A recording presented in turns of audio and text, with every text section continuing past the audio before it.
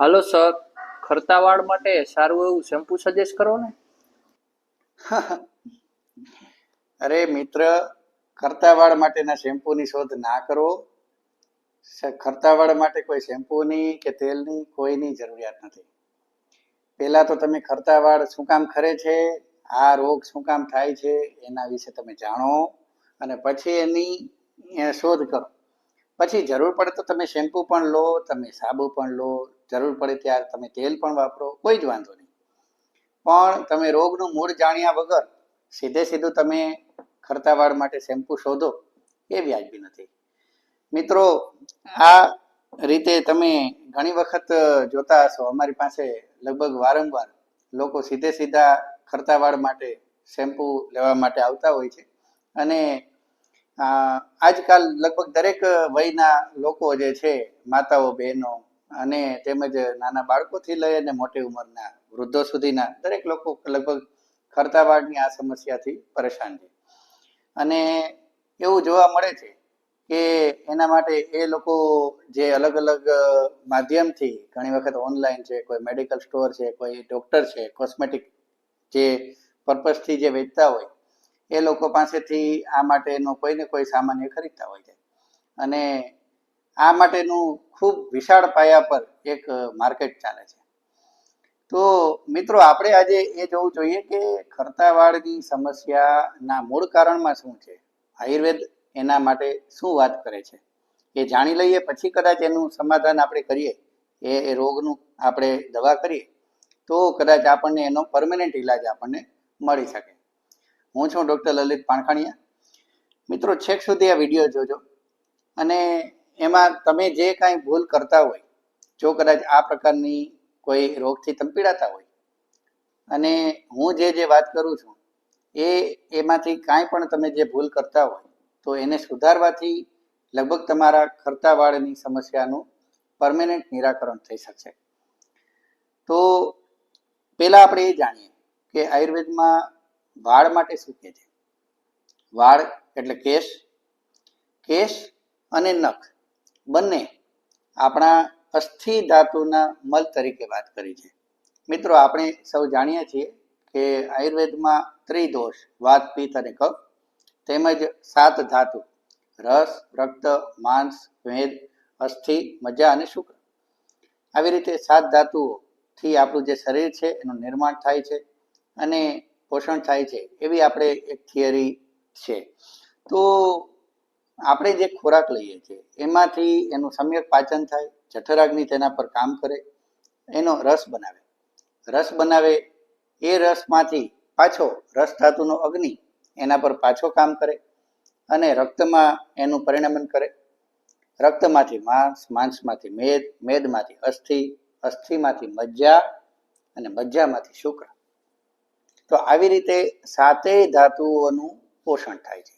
આયુર્વેદમાં એના માટે કેદારી કુલ્યા ન્યાય એવો એક ન્યાય પણ બતાવેલો છે, જેની આપણે આજે ચર્ચા નહીં કરીએ.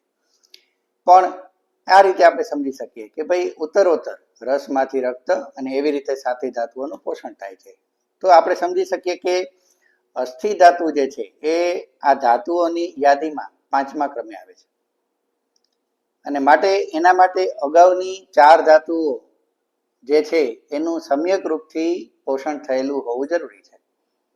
જ્યારે આપણે અગાઉ બતાવેલી કોઈ ધાતુઓને લગતા કોઈ રોગથી પીડાતા હોય ત્યારે પણ અસ્થિ ધાતુનું પોષણ ના થાય અને ત્યારે આ રોગ આવી શકે. તો આપણે આ રોગ પાછળનું મૂળ કારણ આપણે સમજવાનો પ્રયાસ કરીએ. અસ્થિ ધાતુનો મલ, એમાં આપણે વાત કરી કેશ અને નખ. હવે કેશ આપણે જનરલી એવું જોઈએ છીએ કે સૌંદર્યની નિશાની છે, સારા સૌંદર્યની નિશાની છે. ખાલી એવું જ નથી.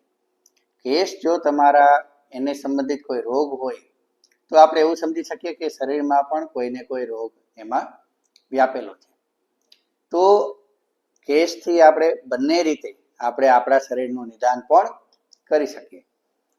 હવે કેશ પતન અથવા આપણે આયુર્વેદમાં શબ્દ છે ખાલિત્ય એટલે ખરતા વાળ, હેરફોલ. તો આ હેરફોલ માટે જે કેસ અમારી પાસે મોટે ભાગે આવતા હોય છે એ અલગ અલગ ઉંમરના લોકોમાં લગભગ કોઈને કોઈ અલગ અલગ પ્રકારના પ્રશ્નો જોવા મળે છે. મિત્રો, એક પ્રશ્ન આપણે જનરલી એવી રીતે જોઈ શકીએ કે જે વાળ છે એના ખરવા પાછળ મોટે ભાગે આયુર્વેદ પ્રમાણે વાયુ અને પિત્ત આ બંને દોષ જવાબદાર છે. જ્યારે આ બંને દોષનું એમાંથી કોઈ એક અથવા તો બંને સંયુક્ત રૂપથી પ્રકોપિત થાય ત્યારે મોટે ભાગે વાળ ખરવાની સમસ્યા બની શકે. તો આપણે એવું કહી શકીએ કે પિત્ત એટલે કે કોઠાની ગરમી અથવા તો આપણી જે ઉષ્ણતા, તો પિત્ત જે છે એ દ્રવ છે, સ્નિગ્ધ છે, ઉષ્ણ છે, તીક્ષ્ણ છે. તો આવા ગુણોવાળા પદાર્થોનું સેવન કદાચ આપણા ખોરાકમાં વધી જાય ત્યારે પિત્તની પ્રકોપ થવાની એક શરૂઆત થાય. વાયુ, વાયુ એટલે કે વૃક્ષ છે, લઘુ છે, શીત છે, બરાબર. તો એની આપણે વાત કરીએ કે વાયુ ક્યારે પ્રકોપિત થાય, તો કે વાયુના પ્રકોપ થવામાં મોટે ભાગે આપણો ખોરાક જ્યારે ઓછો લેવાય, રાતના ઉજાગરા વધે, માનસિક તણાવ વધે, અથવા તો આપણે ખોરાક લેવાનો સમયમાં વધુ ને વધુ અનિયમિતતા થાય. તો આ જ્યારે પ્રશ્નો જ્યારે આપણા જીવનમાં શરૂઆત થાય, આપણી કુટેવોની શરૂઆત થાય એવું આપણે કહી શકીએ, ત્યારે વાળ ખરવાની પણ શરૂઆત થાય.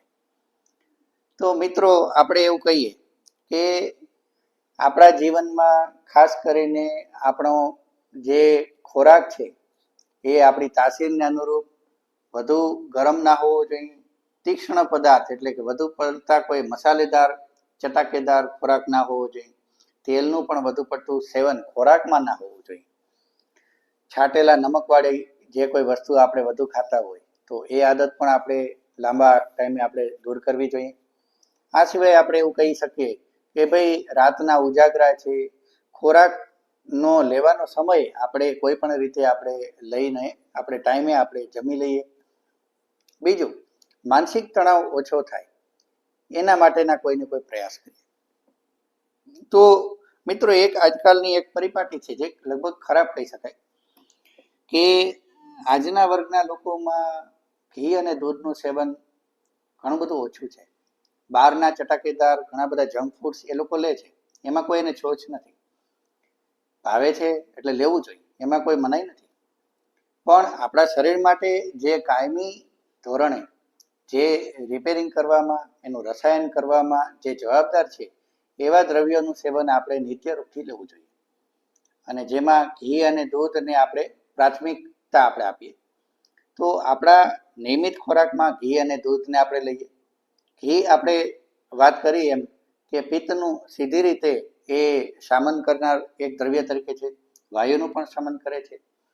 દૂધ એ પણ એવી જ રીતે પિત્તનું અને વાયુનું શમન કરે છે, શરીરનું પોષણ કરે છે.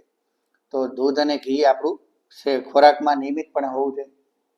બીજું કે એક આપણે વધુ આપણા ખોરાકમાં લીલા તાજા શાકભાજી લેવાનો આપણે આગ્રહ રાખવો જોઈએ. ત્રીજી વાત આપણે કરીએ કે કોઈને કોઈ પ્રકારના પૌષ્ટિક જે ડ્રાયફ્રૂટ આપણે કહી શકીએ તો એ પણ આપણા ખોરાકમાં હોવા જોઈએ. ચોથી આપણે વાત કરીએ કે ભાઈ મોટે ભાગે આપણે કારણ વગરના ઘણી વખત ઉજાગરાની આપણને ટેવ પડતી હોય, તો જે આપણે કારણ વગરનું રાત્રિ જાગરણ કરીએ છીએ એ મોટે ભાગે આપણા વાળ કરવાની સમસ્યા પાછળ જવાબદાર હોય. તો આ ટેવમાંથી આપણે બહાર નીકળીએ. સવારે મોડે ઉઠવાની ટેવ હોય તો એ પણ ટેવ સારી નથી, તે પણ ક્યાંક ને ક્યાંક અહીંયા કારણભૂત બને. વધુમાં આપણે એવું કહી શકીએ આપણે કે ઘણા લોકોને મોબાઈલ અને કમ્પ્યુટરની સ્ક્રીન એનો ખૂબ બધી આદત હોય છે. આપણે મોડે સુધી ઘણીવાર રાત્રે જાગીને પણ આપણે ઘણી વખત મોબાઈલની રીલ્સ આપણે જોતા હોઈએ છીએ. તો આ જે સ્ક્રીન ટાઈમ જ્યારે આપણે વધુ આપણે લઈએ છીએ ત્યારે પણ વાળ ખરવાની સમસ્યા બની શકે. એક કારણ એવું કહીએ કે ઘણી વખત ઘણા લોકો જ્યારે પણ જમતા હોય અથવા કોઈ એવી નિયમિત રૂપથી આપણે આપણા શરીરના પોષણ માટેની જ કોઈ પ્રવૃત્તિ કરતા હોય ત્યારે ચોક્કસપણે આપણે એવું કહીએ કે ભલે આપણે અત્યારે પ્રોફેશનલ લાઈફના કારણે આપણી કામગીરી ઘણી બધી આપણે એવી હોઈ શકે કે જેમાં આપણે કદાચ મોબાઈલનો ઉપયોગ આપણે કરવો જરૂરી પડે. પણ મિત્રો આપણે જો કદાચ એવી કુટેવ પડે તો એ જરા પણ સારી નથી. નું જમતી વખતે તેમજ પાણી પીતી વખતે ક્યારેય પણ આ રીતે સ્ક્રીનનો ઉપયોગ ના કરવો. એક આપણે કહીએ કે ભાઈ આપણી જે લાઈફસ્ટાઈલ છે એની અંદર નિત્યરૂપથી યોગ અને પ્રાણાયામ એનું આપણે કોઈને કોઈ રીતે આપણે સ્થાન આપીએ. આપણા શરીર માટે 15-20 મિનિટનો એક સમય કાઢી અને ધ્યાન કરીએ, પ્રાણાયામ કરીએ, થોડી વખત માટે આપણાથી શરીરને અનુરૂપ એવા કોઈ આસન કરીએ, હળવી આપણે કોઈ એક્સરસાઇઝ કરીએ. તો આ બધી એક્સરસાઇઝ અને પ્રાણાયામથી આપણો માનસિક અને શારીરિક તણાવ જે છે એ ઓછો થાય અને પરિણામે આપણે વાળની જે ખરવાની સમસ્યા છે એમાંથી આપણે બહાર આવી શકીએ. તો મિત્રો આ જે છે એ ચર્ચામાં આપણે આયુર્વેદના ભાગરૂપે આટલી ચર્ચા આપણે આજે રાખીએ. આપણે જ્યારે આ પ્રકારના તેલ અને શેમ્પૂની આપણે શોધ કરીએ ત્યારે જરૂરથી આપણે એની સારવાર પણ કરાવવી જોઈએ. જે આયુર્વેદાચાર્ય જે પોતે આયુર્વેદનો અભ્યાસ કરીને જ્યાં ક્યાંય પ્રેક્ટિસ કરતા હોય એમની પાસેથી આ પ્રકારની સારવાર લેવાનો આપણે આગ્રહ રાખીએ. મિત્રો કોઈને કોઈ રોગ જે આપણે અગાઉ વાત કરી કે જે એના પરિણામે પણ આપણે વાળ ખરવાની સમસ્યા હોઈ શકે, તો આ રોગનું સમાધાન પણ આપણે જરૂરી છે.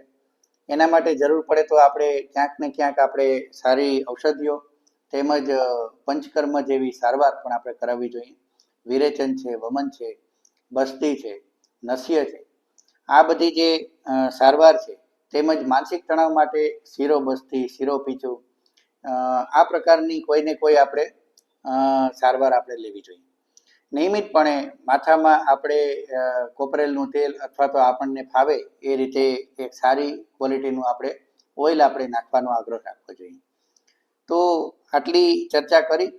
તમને કદાચ આપણી આ જે ચર્ચા છે એ ઉપયોગી લાગતી હોય, આ ચર્ચામાંથી કદાચ તમને તમારા રોગનું કદાચ કારણ જાણવા મળ્યું હોય અને તમને આ પ્રકારના કદાચ વિડીયો હજુ વધારે જાણવામાં રસ હોય તો અમારા વિડીયોના અંતે કોમેન્ટમાં આપ જણાવજો. આ વિડીયોને લાસ્ટ સુધી જોજો, બીજાને પણ શેર કરજો, તેમજ અમારી આ ચેનલને પણ સબસ્ક્રાઈબ કરજો. ખૂબ ખૂબ આભાર. જય ધન્વંતરી.